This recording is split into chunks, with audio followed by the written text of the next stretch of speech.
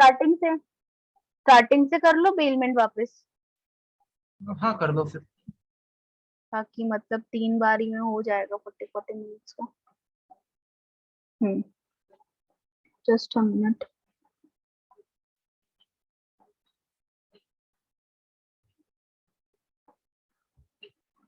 तो मतलब स्टार्ट होता है बेलमेंट। बेलमेंट होता क्या है, बेलमेंट के अंदर है डिलीवर। मतलब बेलमेंट का मतलब जो होता है वर्ड मीनिंग, मतलब होता है कि उसके अंदर गुड्स हम डिलीवर करते हैं किसी भी पर्पस के लिए, स्पेसिफिक पर्पस, जहाँ पे गुड्स फिजिकली मूव होते हैं, लेकिन गुड्स का पोजेशन ही जाता है सिर्फ, ओनरशिप ट्रांसफर नहीं होती है गुड्स की इसके अंदर, बेलमेंट के अंदर। और इसी कॉन्ट्रैक्ट को बोलते हैं कॉन्ट्रैक्ट ऑफ बेलमेंट, जहां पर गुड्स की डिलीवरी होती है एक पर्सन से दूसरे पर्सन के बीच में किसी पर्पस के लिए, और जहां पे पोजेशन ट्रांसफर होता है, ओनरशिप नहीं। बस यही डेफिनेशन में 2 या 3 वर्ड्स है जो आपको लिखने होते हैं एग्जाम्स में। सो दो दो पार्टीज इन्वॉल्व होती है कॉन्ट्रैक्ट ऑफ बेलमेंट में, बेलर और बेली। बेलर जिसका गुड्स है, जो गुड्स डिलीवर कर रहे हैं। बेली जिसको गुड्स दिया जा रहा है, जिसको गुड्स डिलीवर किया जा रहा है। हाँ हाँ करो करो।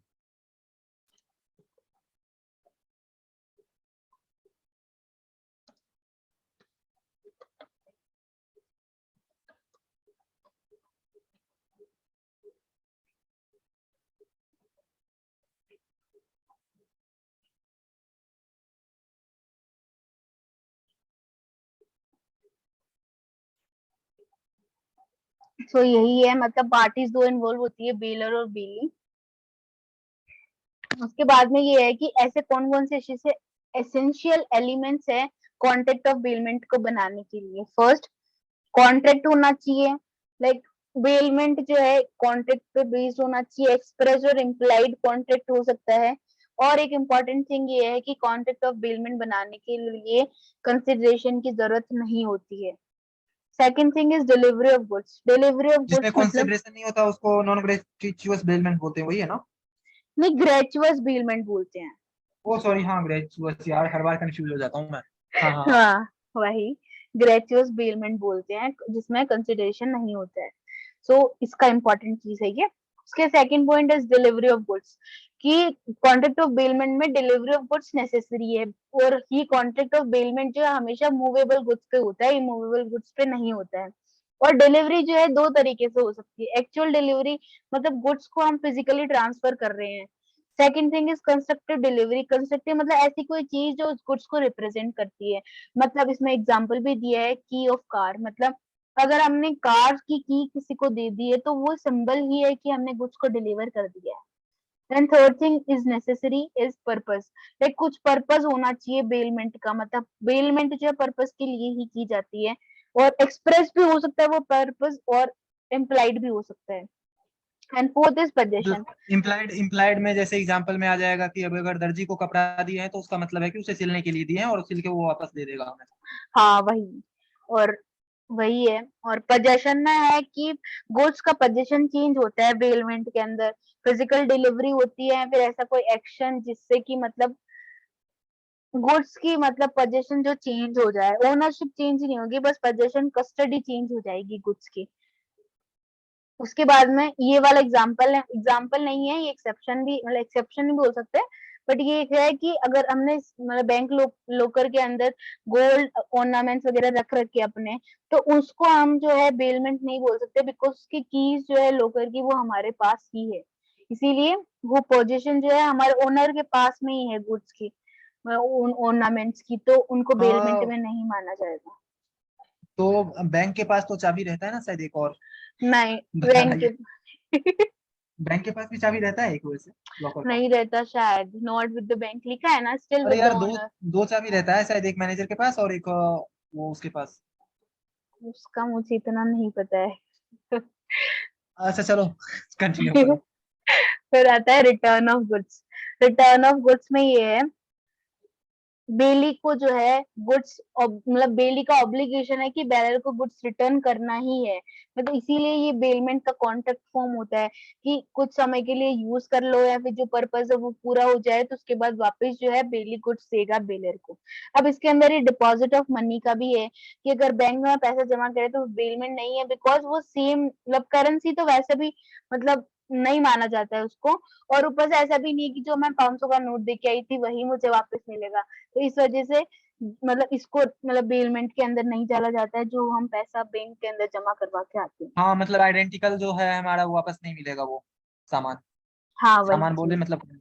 हाँ मतलब जो पैसा होता है वो वापस सेम टू मिलने से रहा, इसीलिए इसको कॉन्ट्रैक्ट ऑफ बेलमेंट में नहीं डाला गया जो पैसा हम बैंक में जमा करवाते हैं। फिर आता है कि डिफरेंट फॉर्म्स ऑफ हाँ बेलमेंट। कंटिन्यू। हाँ कि अलग अलग तरीके का बेलमेंट होता है। फर्स्ट कि यूज करने के लिए दे रहा है, डिलीवरी ऑफ गुड्स, बेलर को यूज कर मतलब help for the bailors use to another to be help for. हाँ मतलब गुड्स यूज करने के लिए दे रहा है, मतलब बेलर बेलर बेलर बेली को गुड्स यूज करने के लिए दे रहा है, डिलीवरी दे रहा है। सेकंड है कि कोई फ्रेंड को यूज करने के लिए दे रहा है बिना किसी चार्ज के, वो फर्स्ट में शायद चार्ज ले रहे हैं कुछ। और थर्ड ये हायरिंग ऑफ गुड्स, गुड्स को हायर कर रहे हैं तो उस पर चार्ज भी देंगे और मतलब यूज करके कोई स्पेसिफिक पर्पज होगा गुड्स हायर करने का, फिर वो पूरा होने के बाद वापस लौटा देंगे। Then fourth is delivering goods to a creditor, अगर कोई भी लोन के लिए जो है हम अपना गुड्स दे रहे हैं सिक्योरिटी एज अ सिक्योरिटी किसी भी लोन के भी यहाँ पे क्रेडिटर को, तो उस फॉर्म में भी बेलमेंट होता है। और कोई अच्छा रिपेयर जैसे गुड्स, हम घर का कागज अगर दे रहे हैं लोन लेने के लिए, तो वो बेलमेंट में आएगा या जमीन का कागज? शायद नहीं आएगा ये वाला, बिकॉज प्लेज में आना चाहिए ये इसमें। मॉर्गेज में आएगा क्योंकि यहाँ हाँ पे मूवेबल हाँ गुड्स मतलब मूवेबल आइटम। हाँ वही, इसीलिए ये प्लेज में आएगा, यहाँ नहीं आएगा। आगे आ रहा है प्लेज भी। So delivering goods for repair with और विदाउट रिम्यूनरेशन, ये चीज है क्योंकि रिपेयर के लिए कुछ दिया है हमने, चाहे पैसे के लिए बिना पैसे के लिए, तो वो भी एक फॉर्म ही है, एक तरीके का बेलमेंट ही है। और कैरेज ये नहीं पता, मतलब कुछ सामान लाने के लिए हमने गुड्स की डिलीवरी की है, शायद यही है इस वजह से।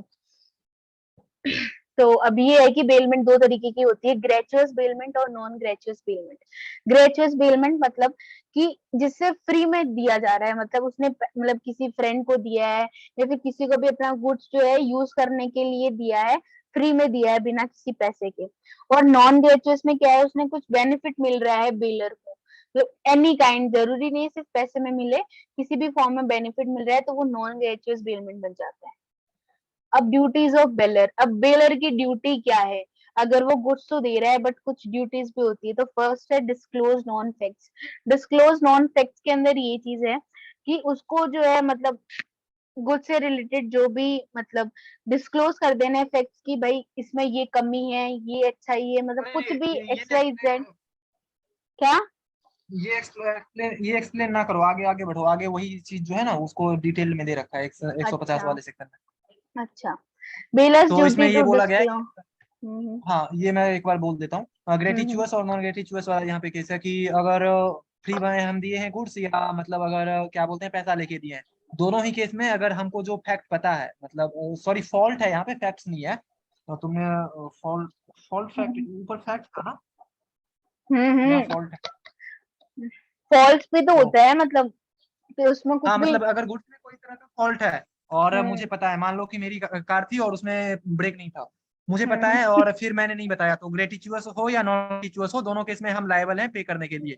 हम्म। अगर हमको ये फॉल्ट नहीं पता था तो फ्री वाले जो केस है उसमें हम लायबल नहीं है, बट जिसमें हम पैसा लिए हैं उसमें हमको पता रहना चाहिए, अगर हम कार का धंधा कर रहे हैं या कार का मेरा ये नहीं, है और तो। अगर पता भी नहीं है तो भी हम स्टिल लाइबल रहेंगे हाँ उस केस के लिए। तो मेरा वो लाइबिलिटी बनता है कि भाई उसको हम अच्छा गुड दें ना कि डिफेक्टिव आइटम दें। यस, यही है। और एक ये है कि ड्यूटी टू पे नेसेसरी एक्सपेंसेस, मतलब बेलर की ड्यूटी होती है कि जो एक्सपेंसेस उसने किए हैं बेली ने उसको रीपे करे। ग्रेचुअस बेलमेंट में तो ऑर्डिनरी एक्सपेंसेस होते हैं, जैसे कोई भी कार है तो उसमें जो भी पेट्रोल वगैरह डलवाया है वो सब, और अगर कोई इंजन वगैरह चेंज करवाया है तो वो चीज का भी एक्सपेंसेस बेलर को देगा। लेकिन अगर नॉन ग्रेचुअस बेलमेंट है तो ऑर्डिनरी एक्सपेंसेस नहीं देगा बेलर, एक्स्ट्राऑर्डिनरी एक्सपेंसेस ही देगा हाँ, बेलर। इसमें एग्जाम्पल में आ सकता है कि गर्लफ्रेंड के साथ अगर फ्रेंड का कार लेके लॉन्ग ड्राइव पे, सॉरी फ्रेंड का कार नहीं, किराए पे कार लेके लॉन्ग ड्राइव पे गए, तो वहां पे हम्म। अपने को देना पड़ जाएगा पैसा पेट्रोल का। अगर फ्रेंड का हम्म। लेके गए हैं तब तो वो अपने ही मतलब घर का चीज है तो उसमें क्यों देंगे। लेकिन हाँ, हम्म। यहाँ पे इंजन अगर बदलवाया है तो दोनों के जो है क्या नाम है, लेंगे उससे, किससे, बेलर से, जो डिलीवर यस। किया था अपने को सामान। Yes yes. उसके बाद ये है उसके थर्ड बाद पॉइंट। ड्यूटी टू, सॉरी ये भी मैं पढ़ ही देता हूँ। Duty to hmm. Indemnify bailee for premature termination. Premature termination मतलब मैच्योरिटी होने से पहले ही हमने टर्मिनेट कर दिया कि भाई मेरा सामान दे दो। अब मुझे खुद को गर्लफ्रेंड के साथ जाना था, मेरी friend ने बोल दिया कि भाई मुझे कार देना। बाद में मैंने उससे मांग लिया कि भाई मेरे को दे दे। तो अगर मैंने फ्री ऑफ चार्ज मतलब फ्री ऑफ कॉस्ट उसे दिया था, मतलब ग्रेटिचुअस वाला बेलमेंट था, तो उस केस में मैं लायबल नहीं हूँ उसको कुछ पे करने के लिए। लेकिन हाँ, अगर मैंने उससे पैसा ले रखा था और फिर मैंने उससे बोला कि भाई दे दे, मेरी गर्लफ्रेंड खुद की बोल रही है कि चलना है घूमने के लिए, तो उस केस में मेरे को उसे कॉम्पेंसेट करना पड़ेगा फॉर द लॉस, मतलब जो भी हाँ, रीजनेबल और लॉस अगर होता है। नहीं, और अगर ग्रेचुअस बेलमेंट भी है और अगर फिर भी आपको कोई लॉस हो रहा है स्टिल उस प्रीमेच्योर टर्मिनेशन से, तो उसमें भी आप लाइबल हो। मतलब अगर कोई लॉस हो रहा है तो स्टिल कॉम्पनसेट करना इज नेसेसरी। लॉस अगर हो रहा है लेकिन वो बेनिफिट से ज्यादा, अगर मान लो कि हम उसको 10 लीटर पेट्रोल दिए थे, वो फूक के आया है और वो बोल रहा है 500 का भाई लॉस हो गया, मेरा 800 का सामान साले तू फूक के आया है, वो पहले दे दे मुझे फिर। ग्रेटिचुअस वाले केस में वहां पे बेनिफिट से अगर एक्सेस में कोई लॉस हो रहा है, एक्सेस में लॉस क्या हो जाएगा, उसका टांग टूट गया क्या कार लेते टाइम, तो नॉर्मली नहीं कुछ दिया जाता है उस केस में, ऐसा प्रीज्यूम किया जाता है। हाँ, लेकिन हाँ लॉ में यहाँ बुक में लैंग्वेज लिखा हुआ है कि देना चाहिए, लेकिन बेनिफिट उससे ज्यादा मैं बोल दूंगा कि भाई 3,000 रुपये पर डे मेरा कार का भाड़ा था, पहले अब जोड़ के दे दे। तो वो लॉस बोलने के लिए है, लेकिन वो ऐसा लॉस उसका कुछ एक्स्ट्रा हो ही नहीं सकता बेनिफिट से ज्यादा, प्रैक्टिकली देखा जाए तो। बाकी आगे अगर बढ़ा जाए, यहाँ responsibility of bailor to indemnify any losses. Bailor का रिस्पॉन्सिबिलिटी है अगर डिफेक्टिव टाइटल वाला केस है यहाँ पे, कि अगर डिफेक्टिव टाइटल था गुड का, मीन्स अगर वो उसका मालिक नहीं था और उसने दे दिया। इसको थोड़ा हम्म। यार एक्सप्लेन करना वही है, इसमें बेलर की रिस्पॉन्सिबिलिटी है। अगर बेलर का अगर डिफेक्टिव टाइटल है, अगर बेली को इस वजह से कोई भी लॉस होता है, तो बेलर जो है रिकवर कर देगा बेली को, मतलब पैसा देगा, जो भी इसको लॉस हुआ है बेली को पैसा देगा बेलर। ठीक है। तो इसमें भी ग्रेटिचुअस नॉन ग्रेटिचुअस का केस है या ऐसे ही। इसमें दोनों कुछ नहीं है ऐसा, कि अगर डिफेक्टिव टाइटल है ना, अगर और कुछ भी लॉस हुआ है तो बेलर जो कॉम्पनसेट कर देगा। और एक चीज है इसमें कि बेलर की ड्यूटी बनती है कि वो गुड्स टाइम पे वापस ले ले। बेल मतलब वापस ले ले गुड्स। अदरवाइज अगर वो उसने रिफ्यूज कर देता है, वो फिर बेली लाइबल नहीं होता है। और अगर बेली लाइबल भी है, तो अगर उस गुड्स को सेफ कस्टडी में रखने के लिए जो भी एक्सपेंसेस किए हैं, तो वो भी बेलर की रिस्पॉन्सिबिलिटी है, बेलर को रिम्बर्स करके दे सारे। हाँ। एंड उसके बाद में है ये duties of a bailee. Duties of bailee मतलब कि ड्यूटी बेली की क्या बनती है अब गुड्स के लिए, मतलब जो भी गुड्स उसने लिए हैं, तो फर्स्ट है कि reasonable care of goods field. जो भी उसने गुड्स मतलब लिए हैं, तो उनका रिजनेबल केयर रखे। ऐसा नहीं है कि कैसे भी यूज कर रहा है उनको, जैसे एक ऑर्डिनरी मैन रखता है उन गुड्स को, वैसे रखना है। फिर नो मतलब उसे अनऑथोराइज यूज अपना ऑफ। सामान, अपना सामान समझ के उसको बेस्ट यूज मतलब बेस्ट उसको पॉसिबल मैनर में उसे संभाल के रखना चाहिए। Yes yes. ना कि ये समझना चाहिए कि भाई मैंने किराए पे लिया है तो उसका बम्बू में तंबू करके भेज हाँ दूंगा कार वही। को, तो ऐसा कुछ नहीं। वही।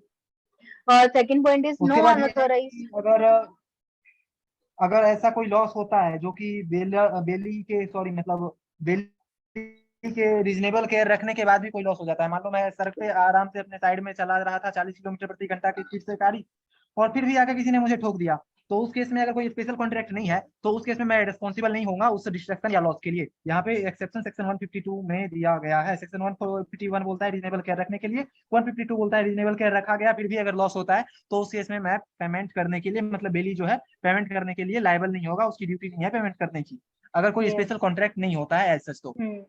हम्म। और उसके बाद है not to make inconsistent use of goods. मतलब कोई भी अनऑथोराइज यूज, मतलब जो एक अब गाड़ी का काम है सिर्फ चलाना, वो भी नॉर्मल स्पीड पे, अगर आप बहुत गंदी तरीके से कोई यूज कर रहे हो, तो उसके लिए लाइबल नहीं है, ड्यूटी बेली की होगी। अगर कोई भी लॉस होता है तो उसको कॉम्पनसेट करेगा बेली ही। अगर उससे कोई भी लॉस होता है उस काम करने से, बेलर को और लॉस कॉम्पनसेट करेगा।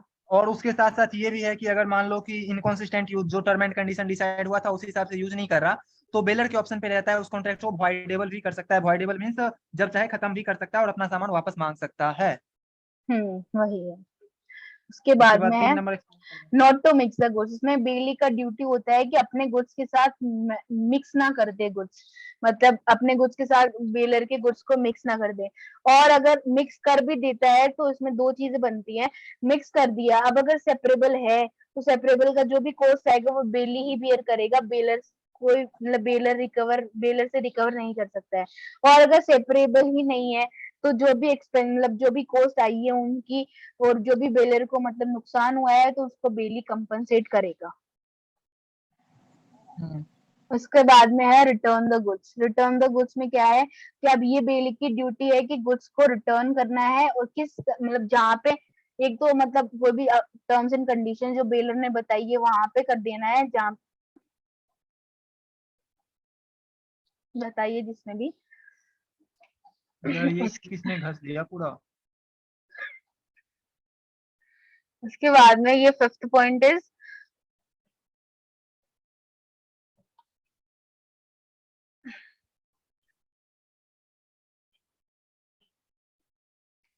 छोड़ो। उसके बाद में है ये return and accretion from the goods, मतलब कि अगर जैसे गुड्स में कोई भी बेनिफिट है वो इंक्रीज हो गया, मतलब कि कोई भी काउ अगर अपने कस्टडी में दिया है, फिर उसके अगर मतलब वो बर्थ दे देती है और मतलब उसके बच्चा हो जाता है, तो वो भी उसका जिम्मेदारी है कि बेलर को वापस लौटाए बेली।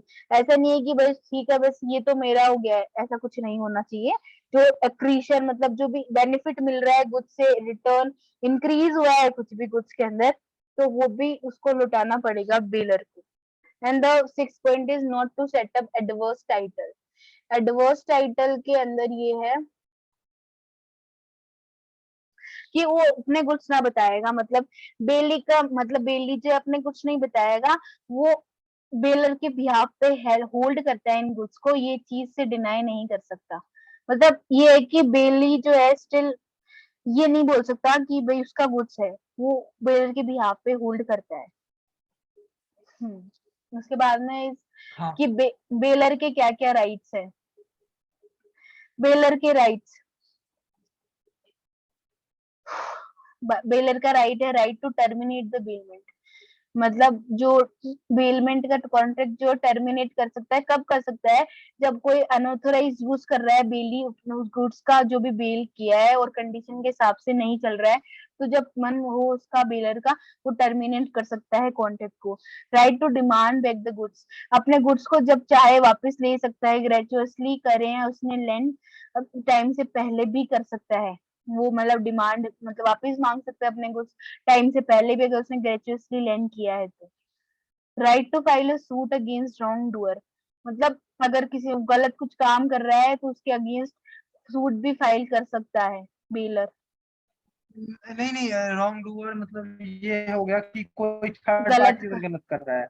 हाँ हाँ, थर्ड पार्टी अगर गुड्स के साथ कुछ गलत कर रहा है तो रॉन्ग उसको। डूअर मतलब थर्ड पार्टी का गलती के लिए या तो बेलर भी उसको मतलब कर सकता है स्यू, या फिर बेली भी कर सकता है, बेली भी कोई कर दोनों में से कोई एक सकते हैं। स्यू कर सकता है। और right to sue the bailee, right to sue bailee मतलब बेली को भी सू कर सकता है, लाइबिलिटीज ड्यूटीज टू, क्या मतलब इसका। उसका मतलब जो भी लाइबिलिटी है या उसका जो भी ड्यूटी है, ड्यूटी पिछले पेज में अपने ने देखा कि मतलब अगर वो अपना ड्यूटी फुलफिल नहीं करता है तो उसके लिए हम उसको केस भी उसके ऊपर कर सकते हैं। अब मान लो कि अपना वो सामान लेके गया मेरे से कि कार घूमने दो भैया, और बोल रहा है कि कार मेरे ही बाप का है, तो उस केस में हम उसको स्यू कर सकते हैं। तो उसका ड्यूटी था कि भाई अपना वो टाइटल एडवर्स जो सेटअप ना करे, फिर भी उसने कर दिया, तो उस केस में अपन स्यू कर सकते हैं। अच्छा ठीक है। या कोई और भी ड्यूटी जो वो अपना फुलफिल नहीं कर रहा तो। ओके। उसके बाद में ये है right to compensation if any damage is caused to the goods bailee because of unauthorised use of goods. इसमें क्या है राइट टू कंपनसेशन में कि अगर कोई भी डैमेज हो जाता है गुड्स का अनऑथराइज यूज से मतलब बेली के, तो वो क्लेम कर सकता है कंपनसेशन। बेलर के पास राइट है बेली से कंपनसेशन रिकवर करने का अगर कोई भी डैमेज हो जाता है गुड्स में अनऑथराइज यूज से। हाँ। ठीक है, अब बेली के राइट्स क्या क्या है। बेली के राइट्स ये है कि अगर जॉइंट बेलर्स है ना, तो किसी भी एक बेलर को वो गुड्स की डिलीवरी दे सकता है। इसे ऐसा नहीं है कि किसी पर्टिकुलर को देना है अगर जॉइंट ओनर है तो। राइट टू इंडेमनिटी मतलब डिफेक्टिव टाइटल है बेली का, और उस वजह से कोई भी लॉस हुआ है तो बेलर से रिकवर कर सकता है bailee. Third point is right to claim compensation in case of faulty goods. अगर गुड्स में कुछ डिफेक्ट था और उसको मतलब डिस्क्लोज भी नहीं किया था उन लोगों ने, मतलब बेलर ने, और फिर उसके बाद अगर कुछ लॉस होता है तो क्लेम कर सकता है कंपनसेशन बेली बेलर से। फोर्थ लेकिन पॉइंट इज यहाँ पे एक ये भी दिया हुआ है कि अगर बेलर को उसके बारे में नहीं पता था तो वहां पे लायबल नहीं है। नहीं, अभी लाइबल है। If the bailment is liable for है, हायर, हाँ। The bailor will be liable to compensate, अगर अवेयर भी नहीं है तो, हायर पे है तो, और अगर ग्रेचुअस बेलमेंट है हाँ तो हाँ, वो वो पीछे लाइबल नहीं है। डिस्कस कर चुका है। हाँ, हाँ वही चीज है वही। Same. Fourth point is right to claim necessary expenses, मतलब जो भी एक्सपेंसेस हुए हैं, extra extra ordinary ordinary expenses, expenses. वही चीज है, एक्स्ट्रा ऑर्डिनरी एक्सपेंसेस को क्लेम कर सकता है बिली, और ऑर्डिनरी एक्सपेंसेस को सिर्फ ग्रेचुअस पेमेंट में कर सकता है, नॉन ग्रेचुअस में वो हाँ भी नहीं पीछे कर ही सकता। डिस्कस हो चुका था, उसी को यहाँ पे इलेबोरेट किया जा हाँ, रहा है बस। अलग अलग तरीके से बता दिए जा रहे हैं। Right to apply to court to decide the title of the goods. अगर मतलब जो भी गुड्स बेल किए जा रहे हैं उनको अगर कोई भी बेलर के अलावा कोई भी आके क्लेम कर रहा है, तो मैं जो है कोर्ट में अप्लाई कर सकता है बेली, कि जो ताकि कोर्ट डिसाइड कर सके कि गुड्स का टाइटल किसके पास में है। Sixth is right of particular lien for payment of for service. Payment of particular service. Lien होता है कि भाई अगर मान लो तुम्हारा सामान है, उस पर तुमने एक्स्ट्रा ऑर्डिनरी एक्सपेंस पे किया, और वो एक्स्ट्रा ऑर्डिनरी एक्सपेंस का पैसा नहीं दे रहा बेलर, तो उस केस में जो है पर्टिकुलर लियन हम अपना सकते हैं, मतलब वो अपना गुड अपना कस्टडी में रख सकते हैं जब तक कि हमको पैसा ना मिले। हम्म। पर्टिकुलर लियन और जनरल लियन जो है अगले पेज में डिस्कस किया जाएगा। जनरल लियन मतलब 4-5 आदमी को मिलता है, बैंकर वगैरह वगैरह, तो ये आगे अपन डिस्कस कर ही रहे हैं, तो फिर अभी यहाँ डिस्कस करने का कोई फायदा नहीं है। 6 नंबर पॉइंट पे आ ओके, जाओ। अच्छा ठीक है। अब rights of bailor and bailee against any wrongdoer, मतलब कोई भी अगर थर्ड पार्टी कुछ गलत काम करे तो बेलर और बेली की क्या क्या राइट्स है। तो अगर थर्ड पार्टी कुछ भी रोंग कर रही है, कोई भी गुड्स को नुकसान पहुंचा रही है, तो बेलर और बेली दोनों ही मतलब फाइल कर सकते हैं सूट थर्ड पर्सन के, मतलब बिहाफ, थर्ड पर्सन के, मतलब थर्ड पर्सन हाँ, के जो थर्ड अगेंस्ट। पार्टी जिसने गलत किया है उसके ऊपर केस कर सकते हैं, और साथ में अगर उससे कोई कंपनसेशन मिलता है या रिलीफ मिलता है तो तो उसको उसको बांट जो है लेंगे। प्रोपोर्शनेट बांट सकते हैं। मतलब अगर मान लो 1 लाख का लॉस हुआ है लेकिन क्लेम मिला 60,000 का ही, तो उसको भी प्रोपोर्शनेटली जिस हिसाब से लॉस दोनों का हुआ था उस प्रोपोर्शन में बांट लेंगे। And after that termination of bailment. Termination जो है मतलब बिलमेंट खत्म कब हो सकता है? एक्सपायरी होने पे टाइम का। 4 दिन के लिए दिए थे गाड़ी किराए पे, 4 दिन खत्म हुआ दे दो। या फुलफिलमेंट ऑफ पर्पज, मान लो कपड़ा दिए थे सिलाने या मशीन दिए थे ठीक करने या कोई चीज, तो वो जैसे ही ठीक हो गया, पर्पस मेरा खत्म हो गया, तो वो बिलमेंट टर्मिनेट हो जाएगा बाय नोटिस। नोटिस मतलब है कि हम बता दिए कि भाई तुम इनको मतलब अगर इनकॉन्सिस्टेंट यूज कर रहा है तो उसके लिए हम नोटिस देके उसे नोटिस देना, मतलब उसको बोल के। ये नहीं है कि अब उसके लिए प्रॉपर एक चिट्ठी विट्ठी फ्रेम करना पड़ेगा, तो बोल के भी वहां हो सकता है। तो नोटिस देके और उससे हम ले सकते हैं। नोटिस देना मीन्स बोल के उसको नोटिस ध्यान दिलवाना उसका। एंड आफ्टर दैट ग्रेटिट्यूअस बेलमेंट है अगर, तो बिना can be terminate by giving a notice मतलब टू द बेली। इसमें ये है कि नोटिस में ये बोला है कि अगर अनऑथोराइज यूज कर रहा है ना, तो कभी भी मन चाहे जब नोटिस देके वो मतलब ले सकता है, बेलमेंट कैंसिल कर सकता है। और ग्रेचुअस बेलमेंट हाँ में लेकिन जो है, ग्रेटिट्यूअस ग्रेचुअस में भी ले कभी तो भी कर सकता है सकता लेकिन है, लेकिन अगर अगर कोई लॉस हो हाँ रहा है तो उसको कॉम्पनसेट करेगा। और ये है हाँ कि बेनिफिट डेथ हो से ज्यादा अगर जाएगी, उसको और अगर डेथ हो जाती है बेलर या बेली की तो भी टर्मिनेट हो जाता है कॉन्ट्रैक्ट। ठीक है।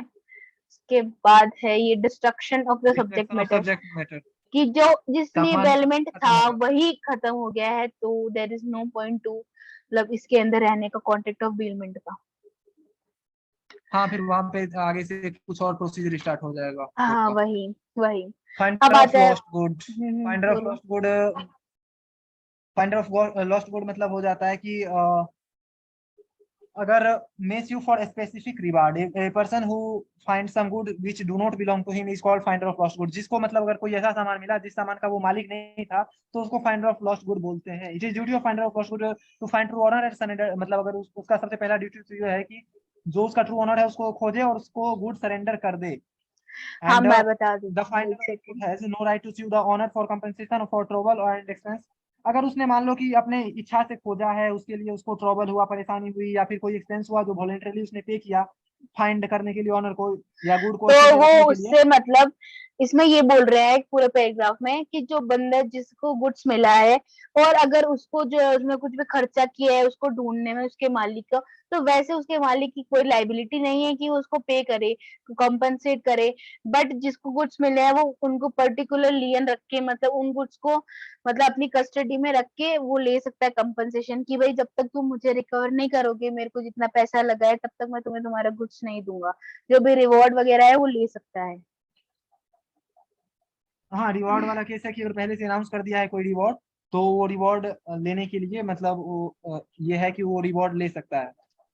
Hmm. Further where the real owner has announced any reward, the finder is entitled to receive the reward. The right to collect the reward is primary. मतलब पहले वो रिवॉर्ड लेगा एंड और फिर अगर उसको कोई खर्चे हुए हैं तो उनको रिम्बर्स करेगा। हाँ, हम्म। व्हेन तो ये फाइंडर हाँ, ये हो गया ना, मतलब कुछ इसमें व्हेन डाउट है क्या? Finder of thing commonly on sale में सेल इट। मतलब अगर जैसे बहुत ज्यादा जैसे खराब होने वाली, जैसे ब्रेड है, किसी को ब्रेड मिली है तो वो अगर उसने पूरी कोशिश भी कर ली, उसको कोई नहीं मिल रहा है, पेरिसिंग नेचर सबको का अगर पता कोई है गुड है, मतलब जो हाँ जल्दी तो खत्म कल हो तक जाता है, खत्म हो हाँ। जाएगा, तो उसके लिए अगर, तो फिर बाद में वो क्या करेगा कि खुद ही यूज कर लेगा, इसका कोई जरूरी नहीं है। और अगर ऐसा कोई गुड्स मतलब महंगा भी है बट उसका 2/3 पार्ट उसको ढूंढने में खर्च हो चुका है जितने का वो गुड्स है, तो फिर वो यूज कर सकता है, बेच सकता है बाइंडर जिसको गुड्स मिला है। हाँ, तो अभी ये है जनरल लियन एंड पर्टिकुलर जनरल लियन। लेन और पर्टिकुलर लेन। पर्टिकुलर लियन मतलब किसी भी स्किल लगाई है उसमें किसी ने, मतलब कोई अभी जैसे टेलर को हमने कपड़ा दिया तो उसने उस पर स्किल लगाई है अपने, उसको कपड़े को बनाया है। अब जब तक अपन उसको उसका मतलब जो भी स्किल का पैसा नहीं देंगे, उसका रेम्यूनरेशन बाकी रहेगा, तब तक वो गुड्स नहीं देगा और उसको पर्टिकुलर लियन बोलेंगे। मतलब पर्टिकुलर गुड्स पे लियन कर लिया है हमारी पर्टिकुलर रेम्यूनरेशन के लिए। हाँ, और पर्टिकुलर लेयर मतलब लेबर या स्किल अगर उसके ऊपर लगाया गया है। मान लो कि कार तुम्हारा खराब हो गया था, इंजन बदलवाया, तो उसमें लेबर लगाया मतलब, एंड ऐसा ही कुछ। हाँ यही। उसके या बाद तुम जनरल जो लियन में दर्जी वाला ये है। एग्जांपल, हाँ। कौन सा? नहीं नहीं, दर्जी वाला जो एग्जांपल दिए थे हाँ ना हाँ पर्टिकुलर वही। लेयर में, वो। अच्छा अच्छा। और जनरल लियन में ये है कि जनरल लियन जो है बहुत मतलब ये स्पेसिफिक लोग ही है जो कर सकते हैं एक्सरसाइज, मतलब बैंकर्स, फैक्टर्स, मतलब जो भी है ये factors, war fingers, attorneys, policy brokers, कि मतलब कोई भी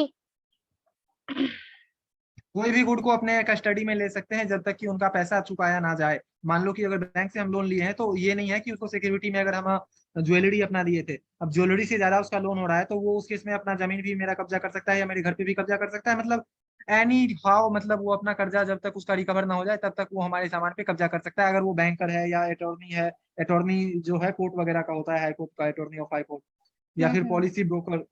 तो इन सब केस में पर्टिकुलर लियन का ये मिलता है अपने को। यहाँ पे डिफरेंस से अपन देख सकते हैं कि अ, आगे जो है जनरल लियन और पर्टिकुलर लियन का क्या है। डिफरेंस दिया है ये। हाँ, डिफरेंस पढ़ना है।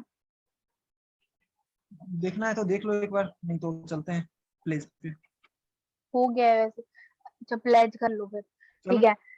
हाँ प्लीज कर लो। प्लेज। प्लेज में 3 पार्टीज होती है, प्लेज में मतलब 2 पार्टीज होती है, पोनर एंड पोनी। पोनर वही सेम जो गुड्स मतलब देता है पोनर, एंड पोनी जिसको गुड्स सेम दिया लाइक जाता है। But polar. यहाँ पे ये चीज है, वो प्लेज में ये चीज है पोनर पोनी में, कि यहाँ पे कोई भी पर्टिकुलर पेमेंट ऑफ डेट, मतलब कोई भी पेमेंट करना है हमको, तो उसके अगेंस्ट सिक्योरिटी दिया जा रहा है, तो उसके अगेंस्ट दी जाती है ये, मतलब जो प्लेज है गुड्स का, मतलब किसी भी अगर वो हमसे पेमेंट मांगता है, अगर कोई हमारी परफॉर्मेंस प्रॉमिस की बाकी है तो उसके अगेंस्ट एज ए सिक्योरिटी दिया जाता है। ठीक है। हम्म।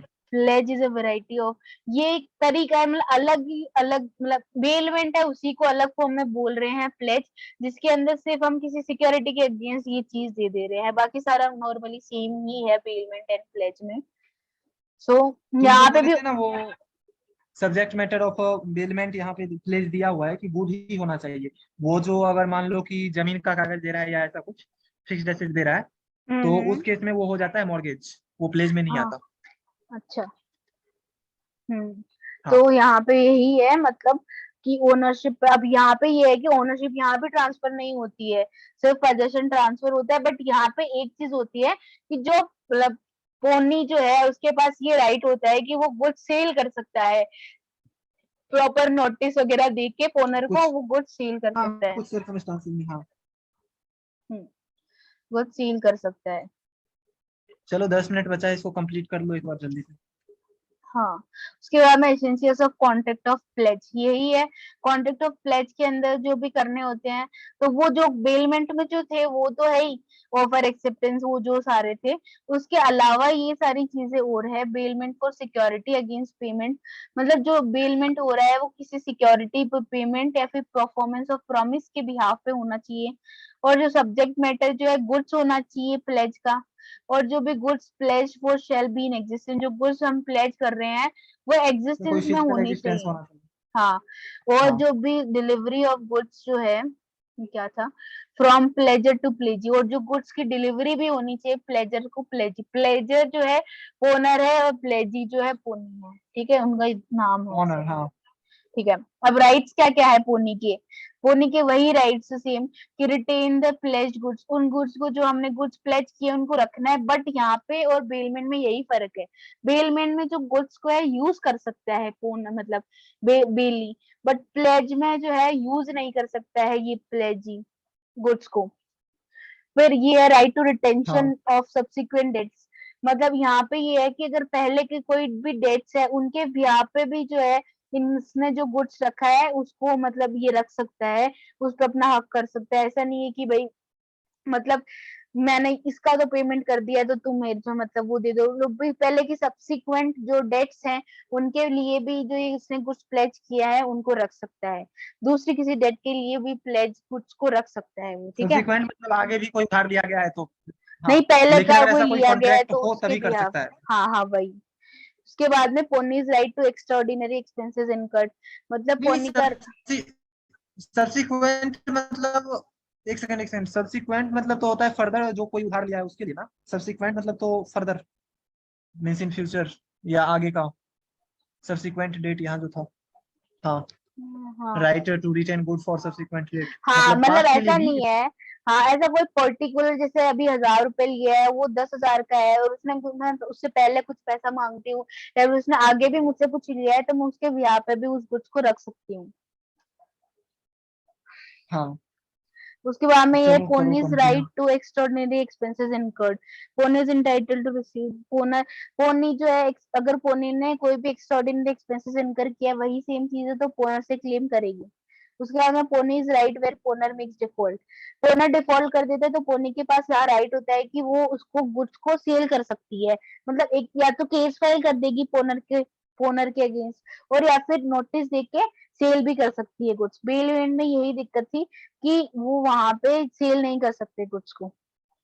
अब यहाँ हाँ, पे वो बस राइट्स ऑफ, स्टडी में।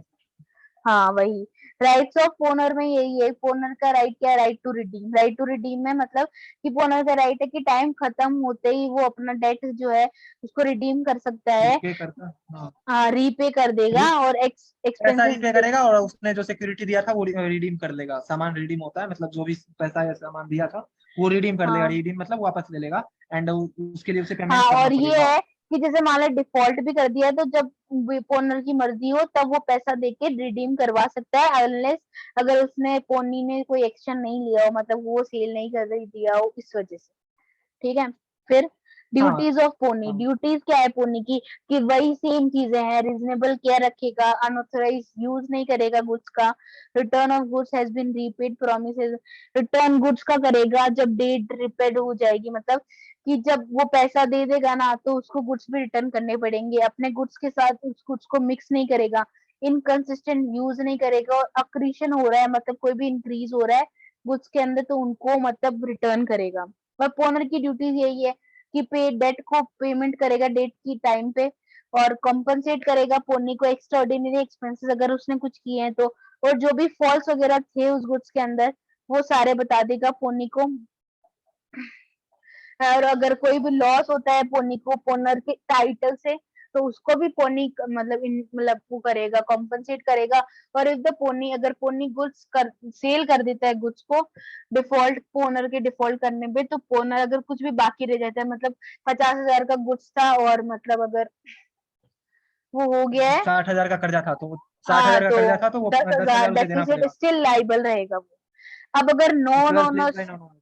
हाँ, यहाँ पे हाँ ये है कि मतलब मर्केंटाइल एजेंट है, मर्केंटाइल एजेंट यहाँ पे अगर वो कर देता है, मतलब प्लेज कर देता है, तो उसको भी वैलिड मान लिया जाएगा। बस ये है कि वो जो गुड्स का पोजेशन जो है मतलब गुड फेथ में लिया हुआ होना चाहिए, शायद यही है, एक बार देखना। हाँ हाँ। ये नहीं आता हूँ कौन सा? पर्सन, ये मर्केंटाइल एजेंट यही। वो in this section expression mercantile agent and document of title shall have the meaning assigned to them. यहाँ पे ये बोला है कि जो मर्केंटाइल पर्सन प्लेज कर रहा है ना, वो मर्केंटाइल एजेंट होना चाहिए। मर्केंटाइल एजेंट जो है पोजीशन जो है या तो गुड्स में होना चाहिए, टाइटल ऑफ गुड्स में होना चाहिए, उसके पास में जो पोजीशन है, और वो पोजीशन जो कंसेंट, ओनर की कंसेंट से ही लिया हुआ होना चाहिए। अगर डिसऑनेस्टली या फिर ट्रिक से लिया है तो वो वैलिड नहीं होगा। pledge must have been made by mercantile agent when acting in और ऑर्डिनरी कोर्स में काम करते हुए। ऐसा नहीं है कि रात को कहीं वो मतलब हो रखा था एंड वहां पे आपने लिया है उससे, मतलब ये प्लेज। प्लेजी को जो है गुड फेथ हाँ, में होना चाहिए गुड कि फेथ में होना चाहिए उसे और उसको ये पता, चीज है। अगर ऐसा कुछ ना होना चाहिए कि भाई मुझे नहीं पता था एजेंट है या नहीं है, ऐसा भी हो सकता है। हाँ वही। अब आता है pledge by person in position under voidable contract. Voidable contract में है कि अगर फ्रॉड वगैरह से ऑब्टेन किया है प्लेज, अब वो वॉइडेबल है कि वो वॉइड करेगा कि नहीं करेगा। तो वहां भी जो है ओनर के अगर The party time, acquires a good title to the goods, बोलो। मतलब जिसको जिसको सप्लाई किया गया है, अगर एक्वायर्स अ गुड टाइटल मतलब वो एक गुड टाइटल ऑब्टेन करता है, provided he acts in good faith, मतलब उसे अगर मान लो पता नहीं था मतलब कि हम्म डिफेक्ट के बारे में या ऐसा कुछ, तो इस हिसाब से उसका टाइटल जो है गुड माना जाएगा, मतलब उसके अंडर जो कस्टडी में सामान है वो उसी के अंदर माना जाएगा।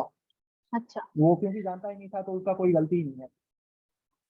हाँ हाँ, प्लेज वेयर पोनर हैज लिमिटेड। अब जैसे पोनर का एक पर्टिकुलर हिस्सा है प्लेज, तो वो प्लेज जो है वैलिड कहाँ तक होगी, जो उसका हिस्सा है, वो उस जितना हिस्सा है, जिस हिस्सा के वो मालिक है, उस हिस्से तक ही वो प्लेज जो है एक्सटेंड तक ही वैलिड रहेगी, बाकी इनवैलिड हो जाएगी।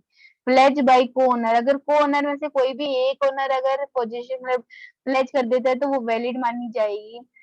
उसके बाद में है कि प्लेज बाय, अगर किसी ने गुड सेल कर दिया है फिर भी उसको, अगर उसने प्लेज कर दिया है और गुड फेथ के अंदर है और नो नॉलेज है, तो उसको वैलिड माना जाएगा उस तरीके की प्लेज को। और फिर ये बेलमेंट और प्लेज में मतलब वो है, डिफरेंस है, और ये चैप्टर हो गया। डिफरेंस, डिफरेंस देख लो। डिफरेंस वगैरह आने का चांस थोड़ा रहता है, एक बार देख लो। हाँ, इम्पोर्टेंट है। तो मतलब ये है कि बेलमेंट में स्पेसिफिक पर्पस होता है, प्लेज में रीपेमेंट ऑफ डेट होता है, इस वजह से प्लेज करते हैं, और बेलमेंट स्पेसिफिक पर्पस को फुलफिल करने के लिए। यहाँ पे दो नाम होते हैं, बेलर और बेली बेलमेंट में। यहाँ पे होता है पोनर पोनी, या फिर प्लेज और प्लेजर प्लेजी, दो बोल सकते हैं। फिर पर्पस, यहाँ पे स्पेसिफिक कोई भी पर्पस हो सकता है, सेफ हाँ और यहाँ जो पे जो, लिखा, हाँ और यहाँ पे जो लिखा है delivering a security for payment of debt और परफॉर्मेंस ऑफ प्रॉमिस, मतलब कोई भी परफॉर्मेंस प्रॉमिस को परफॉर्म करना है, फिर सिक्योरिटी के अगेंस्ट रखते हैं प्लेज, कॉन्ट्रैक्ट ऑफ प्लेज बनता है। और बेलमेंट जो स्पेसिफिक पर्पस कुछ भी हो सकता है, वो चाहे custody of repairs, processing of goods, any kind. और कंसिडरेशन हो भी सकता है बेलमेंट में, नहीं भी हो सकता है, बट प्लेज में कंसिडरेशन होना इज नेसेसरी। और right to sale of goods, bailment में सेल ऑफ गुड्स का राइट नहीं होता है, हाँ, वहां पे इसमें का कोई राइट नहीं होता। होता है। और right to use of goods का भी हाँ बेलमेंट और में होता इसमें है, प्लेज में राइट वहां होता है। पे नहीं होता है। बस यही था आज का चैप्टर, और अभी अगला करते हैं, ये वाला एंड कर दो।